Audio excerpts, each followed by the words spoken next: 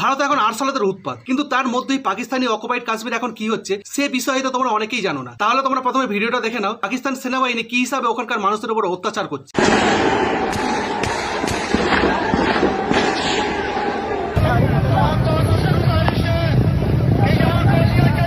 जालिमों ने हमारे बेशुमार भाइयों को शहीद कर दिया है, जख्मी कर दिया है। ये यहूदियों से भी पहली नस्ल है। इन जालिमों को शर्म नहीं आती। इस रोड पे जहाँ पे खून ही खून है, गोलियां मार रहे हैं हमारे भाइयों को।